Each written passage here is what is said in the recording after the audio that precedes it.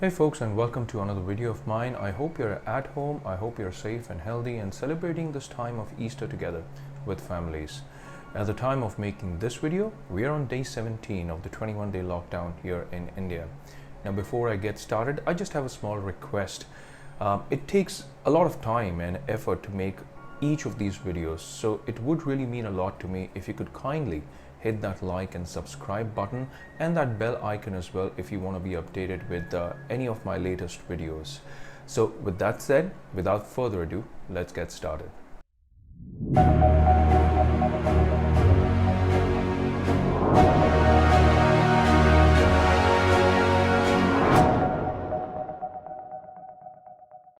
Now the topic of this video is the world after the COVID-19. So what we are going to be covering in this video is the recent past, the present and the future.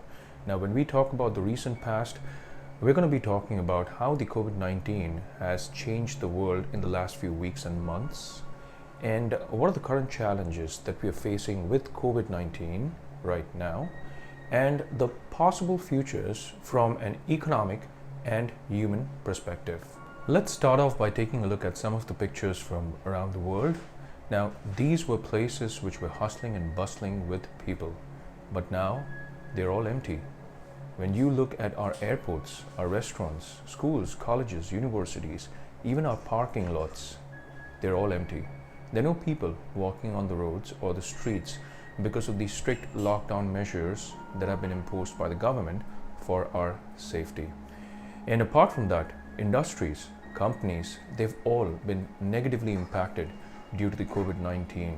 Now I've tried to gather some information from the various industries which have been hardest hit, and also some of the companies who have taken a plunge in terms of their market value. I'm just going to put these numbers on your screen so that you could pause your screen if you need to and then take a good look at it.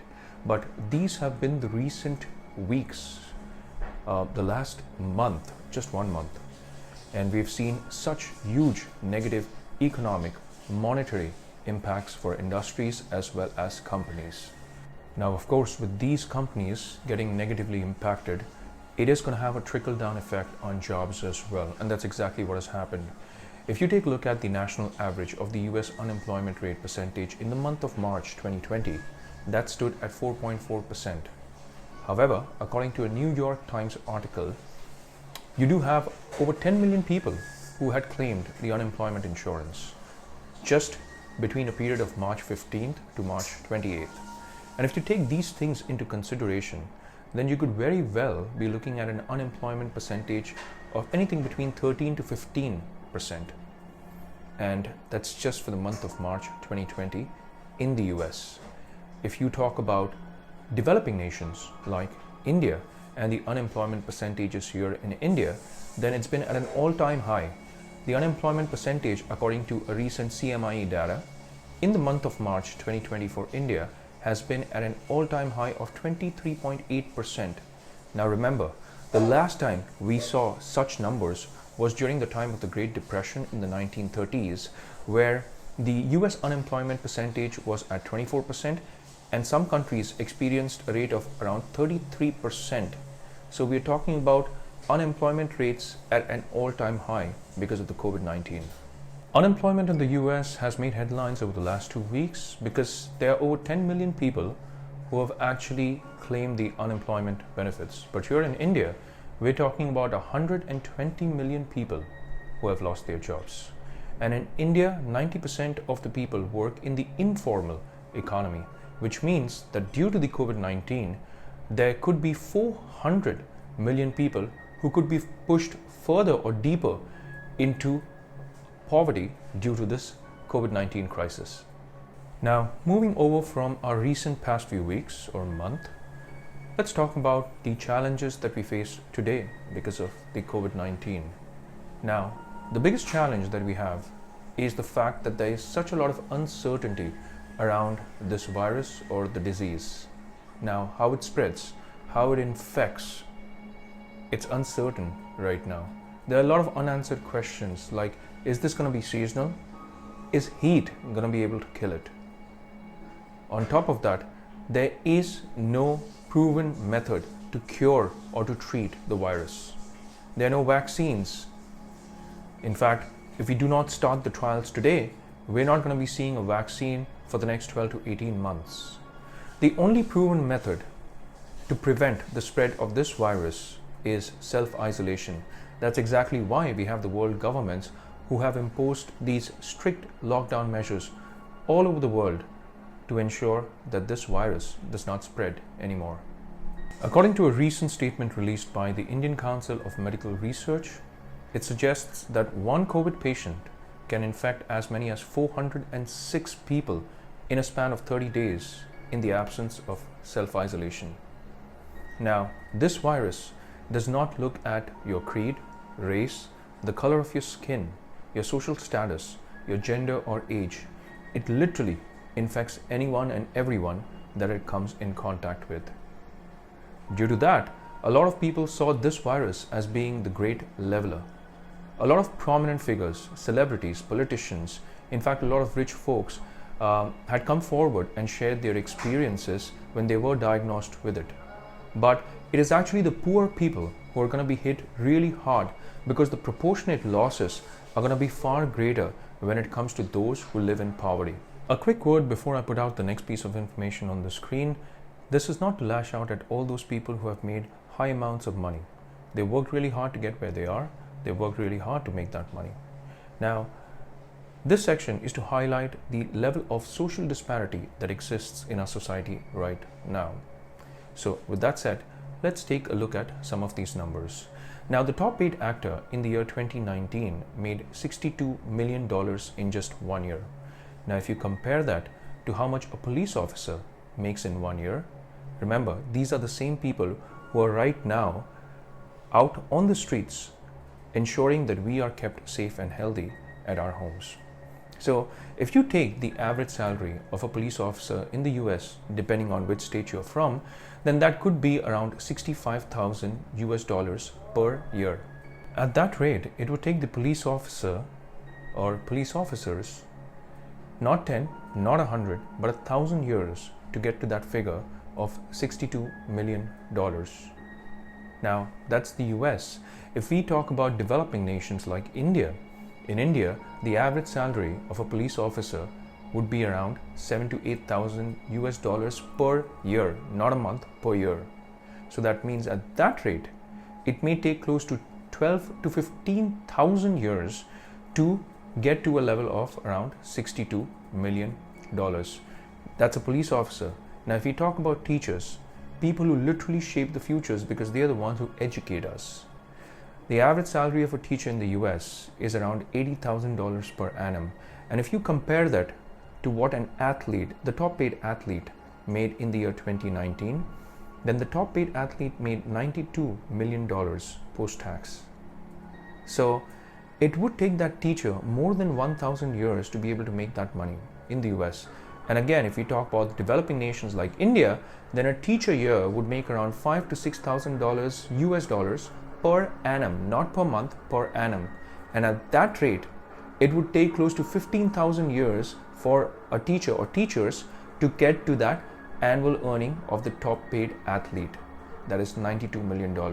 Now, that's the level of income disparity that exists in our society right now. Now, to further highlight the issue of social or income disparity, I'm going to be flashing some images on the screen right now. Now, these are pictures taken from the slums in Mumbai, Dharavi. Imagine a scenario where the COVID-19 breaks out in a slum like this. You literally have these houses placed right next to one another. So if the COVID-19 were to break out in a place like this, the consequences would be disastrous. Now, there's a housing problem that exists in not just this city in Mumbai, but there are many other states in India, and there are many other developing countries which have the same problem of housing. The living conditions, the housing is unbearable. At the other end of the spectrum, you have people living in huge mansions, in big villas. Again, there's nothing wrong with that. People should be prosperous and people should be able to buy those houses. But this is just to highlight the disparity that exists and look at the level at which it exists. Now, the next couple of images that you're about to see begins with a person washing their hands. Of course, the COVID-19 requests you to wash your hands for a bare minimum of 20 seconds. But imagine where you do not have a proper supply of water. I'm talking about those villages where one tap is being shared by 4 to 5 families, one bathroom is being shared by 4 to 5 families. Now, under such conditions, the thought of washing your hands for 20 seconds goes for a toss, because you have to think about how can you store water so that you can consume it, drink it, so that you can use it for your food, so that you can use it when you go to the bathroom. Now, such is the level of disparity that exists. If you talk about driving around in cars, of course we have the luxury of driving around in cars, and we also have luxury cars. But the other end of the spectrum, you have people walking from villages to their towns or to their cities to make their daily living so that they can put food at their table. So these are extremes, and we should be asking ourselves this question as to why have we allowed this to happen? Did you know that CEOs of large organizations made 287 times more money in 2018 than their workers did? We're not talking about 20 or 30 times more, we're talking about 287 times more. Now, this is the level of income disparity that exists, and the question that we need to ask ourselves is, who is to be blamed? Who should be held accountable for this? It's not people like them. It's people like you and me. We have allowed this to happen. We have been fueling, giving into our deepest desires, which strangely lay more emphasis on entertainment over education. Strangely enough, we think viewing sports is more important than healthcare, and fiction is more important than real life. So if anybody is to be blamed here, it's not them. They are just enjoying the benefits. We are the ones who should be blamed. So it's time that we wake up. And this COVID-19 experience, of course, there are a lot of negative that has come out of it. But the one positive that could come out of it, provided we wake up right now, is that we realize that we need to be giving more value to what should be given more value, like education, protection, security, real life, not fantasy, not fiction, not entertainment. So it's time we wake up today. So as we move to some of the possible futures, the first thing that we need to understand is we need to wake up. We need to pinch ourselves and wake up from this sleep that we have been in. This COVID-19 is definitely a wake-up call for all of us, for the entire human race. And a lot of things are going to change moving forward from here on in. One thing that is going to change for sure is the way the average consumer spends his or her money, because consumer spending is going to be deeply impacted by this COVID-19. Now remember, this virus and this scenario asks you to stay home, asks you not to step out. And with that happening, you're not going to go out and buy stuff at your retail store, luxury products or goods from your retail stores. We're not stepping out to movie theaters. We're not going out to restaurants because they're all shut. Now with that happening, the consumer spending has definitely dropped drastically. Now remember, in economies like US, consumer spending accounts to almost 70% of the US GDP. And with the consumer spending dropping like it has with the COVID-19, imagine the impacts that it's going to have on the US economy. And it's not just the US economy, it's economies all over the world. Because your average consumer, the thought process of your average consumer, in fact, is going to change forever. Now the emphasis would be on saving over spending. So people are going to think twice before they buy those extra slabs of chocolate, because they're going to ask themselves that question: do I want it or do I need it? Now, it's not just consumer spending that's going to be impacted, but also the value of your money. Why the value of your money? Let me give you a very simple example. Now, every year there's more and more money that gets printed, and with more and more money getting printed, the value of your money deteriorates. A very simple example to explain this is, if your $5 today can get you 5 cups of coffee, then 5 years down the line, the same $5 may only get you 3 cups of coffee. And that's because the value of your dollar, of your currency, may have fallen. And remember, the more money you print, the more the value drops. Now, there are a lot of talks in social forums that the Federal Reserve in the US has injected $2.2 trillion in the economy. By the way, this injection of $2.2 trillion has now taken the US debt to over $25 trillion. That is a staggering figure. If you look at the US GDP, then the US GDP is less than $22 trillion, and the US debt is over $25 trillion now. Not just that, the public debt to GDP ratio stands at over 70% in the US, and the external debt to GDP ratio stands at 99%. So these are concerning figures, and it's not just US. Economies from all around the world have the same issue. Now, with the COVID-19, relief measures will have to come into place. Governments will have to step up. Now, people will have to be more careful when they're making decisions while running their businesses, because the monetary policies, the fiscal policies that the government or central banks come up with, they all have to go hand in hand with what's happening in the news right now. Let me talk about a very small example again. Please remember that economic growth depends heavily on your consumer spending, because if there is aggregate demand, and if that's growing at a faster rate than the productive capacity, then you have inflation. Please keep in mind that inflation, if in the right percentages, is actually healthy for the economy. It's hyperinflation that we should be concerned about, not inflation. Again, the low consumer spending has deeply impacted economic growth, not just in the US, but all around the world. Now, we have to keep in mind that this scenario that we are in right now is very different to the other scenarios that we have had in the past.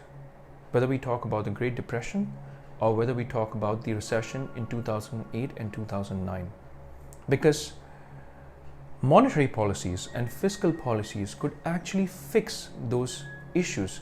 It could fix the Great Depression, it could fix recession. But in this case, with the COVID-19, it's not just the fiscal or the monetary policies that are going to fix this issue. There is another element.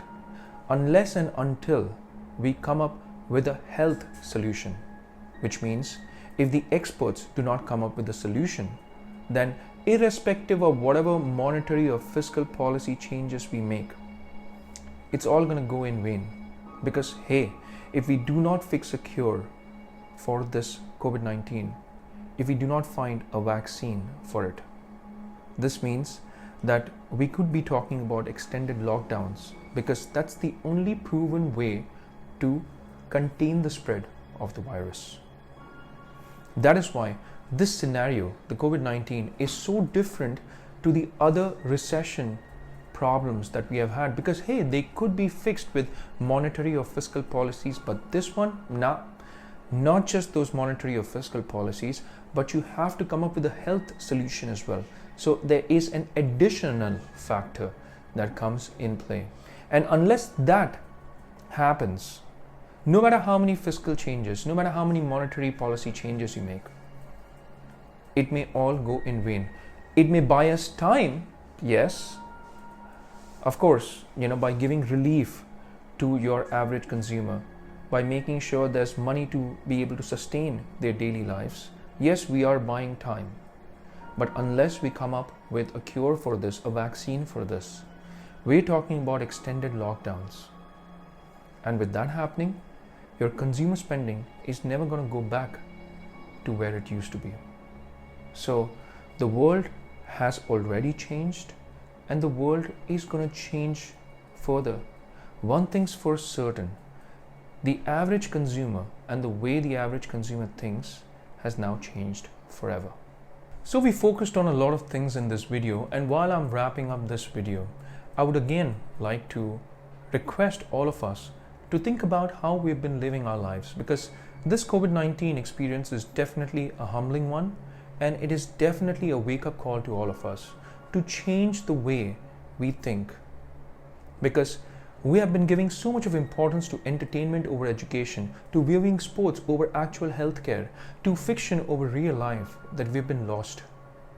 So in many ways, this is God's way or nature's way of asking us to wake up and make the right choices. So in conclusion, the average consumer, the way the average consumer thinks, the way the average consumer spends money is going to change, at least for the near future.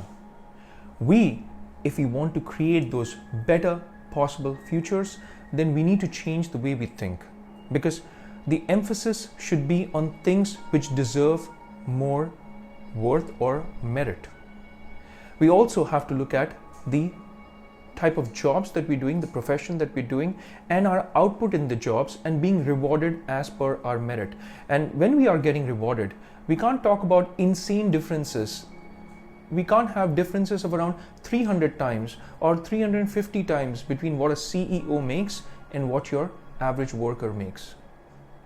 These are all things that we need to think on. So as we take this time while we are at home, let's ask ourselves these important questions, and let's find solutions together as a community, together as the human race, because we all need to come together. We need to forget politics.